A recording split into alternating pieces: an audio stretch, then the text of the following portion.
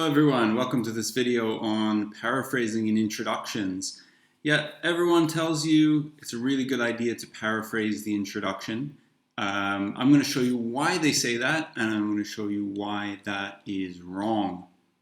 Okay, so let me just get rid of myself down in the corner here. Why paraphrasing the introduction does not work. So you're actually losing marks by paraphrasing the introduction. I'm going to show you why you're losing marks. So paraphrasing is okay. And wait, I said it was wrong, I know. It's not wrong by itself, but there are better ways to get more marks in the introduction. Let me show you how. This is going to be an example of the kind of thing I teach you in my course. And I'll tell you about the course later. But first, let's see why.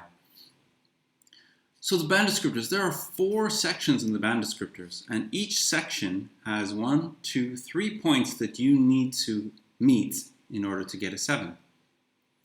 Paraphrasing is one of them, and I'll show you which one it is in a second. So these ones are task response. These 3 are coherence and cohesion. These 3 are vocabulary. And these 3 are grammar. Now, do you see here it says uses a variety of complex structures?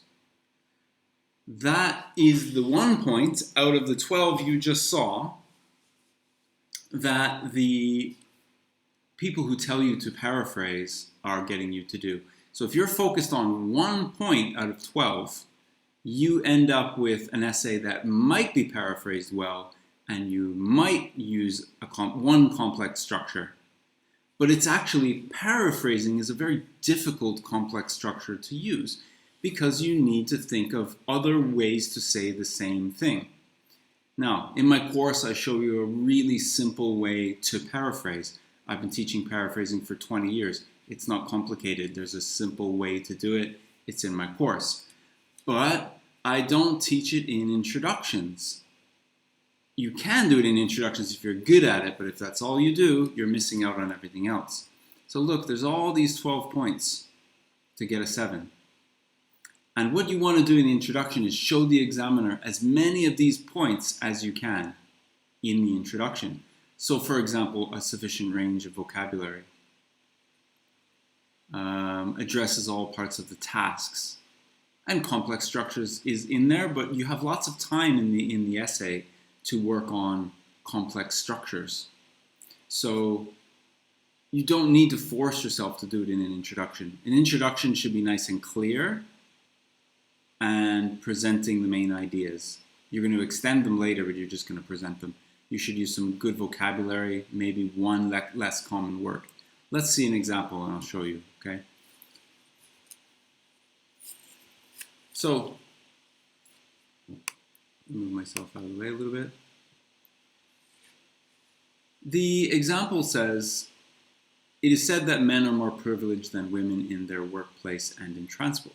To what extent do you agree with or disagree with this statement? Okay, so let's just agree, disagree. So our key points are men are more privileged. Okay, in workplace and transport, men are more privileged. Okay, this is the task response. This is what you need to respond to. And the examiner wants to see right away in the introduction that you understood this question and you've responded to it. So it is a never-ending debate. This is a student example. It's a never-ending debate. Like, it's so generic. You're not getting any marks for saying it's a never-ending debate. And I've seen students say this a million different ways.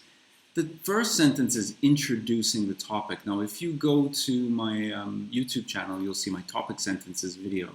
That will explain to you exactly how to write a topic sentence that addresses almost all of the points in the band descriptors, because the band descriptors get you your mark. They're boring, but they get you your marks, and you pass. And you don't have to go and do the exam again, because that's a pain.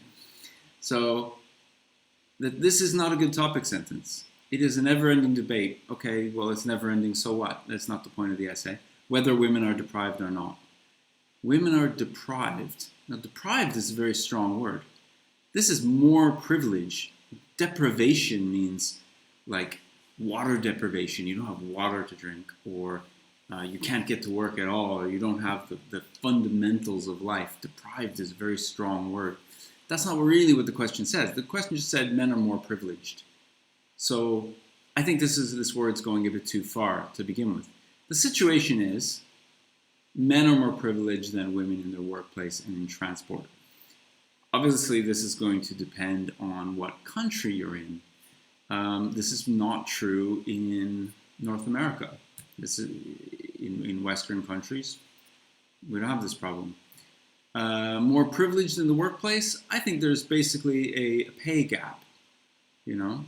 So is anyone in the workplace deprived in the West? No. In the Middle East, maybe. In India, in Pakistan, in China, maybe. Those are specific examples. But you see, we don't have time in this essay to discuss all of these specific examples. It's too much. So just focus on the question. Men are more privileged, yes or no? Okay? So the first topic sentence has got to say, this is men are more privileged or not. Okay, so a number of proponents have drawn their arguments towards men who enjoy opportunities in the workplace. A number of proponents. Well, who are these proponents?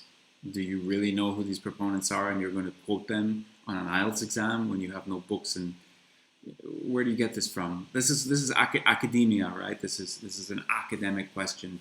Your examiner is an academic person. They're just going to go, okay, who are these proponents? That's nonsense. Okay, who enjoy more opportunities in the workplaces and in the transportation than the female counterparts? I mean, you're just saying a number of people have said that. That's what the question says. It's not impressive. It's not helping anything, right? However, I need to be in accord with the statement as this is the problem of male entitlement society. The question doesn't ask you what the problem is. The question asks you, do you agree or disagree with the statement? Men are more privileged. Are they or are they not? What do you think? So you agree with the statement, okay, as this is the problem of male entitlement society. This is a reason for the problem, for the situation, for the statement. But this part of the essay needs to explain why you agree or disagree. You're going to have two paragraphs, 1 point for each paragraph explaining why you agree or disagree with the problem.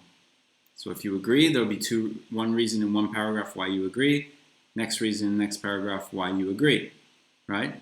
So when I look at this, I can see that the task response is not going to be correct in this essay. So, you know, you're focused on all of this paraphrasing, which is 1 point out of 12, but actually the single most important point of the essay is the task response. If you get that wrong, the whole essay is wrong and you'll never get a 7, ever, ever, ever. No matter how good your vocabulary is, no matter how good your grammar or your paraphrasing is, you have to get this 100% right. So this is a problem of planning. This is a problem of somebody said to you, you need to paraphrase. It doesn't matter what, at the end of the day, your teachers have said to you, because your teachers are just like, obviously just copying other people. What matters is these band descriptors. Because the examiner has to follow these things, okay? Coherence and cohesion, task response, right? So I'll go down to the bottom here. This is my website, ispenglish.com. Go to the website, check out my credentials. You can see all the experience I have. We have a 99% success rate of students. The course is, there's a $30 course and a $50 course. Super good price. Guaranteed you're not going to have to go and do the exam again. You will go in the exam knowing you can pass. And I've just shown you why. So in the course, you'll see on the website, I go through every single one of these points, one at a time. And I explain to you which complex structures you need to use. I explain to you how you need to use them.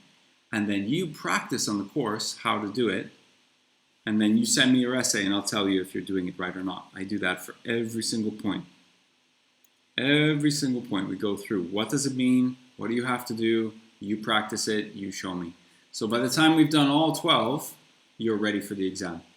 Okay, thank you very much. Good luck on your exam and leave a comment below. Like, subscribe, get updates on these videos.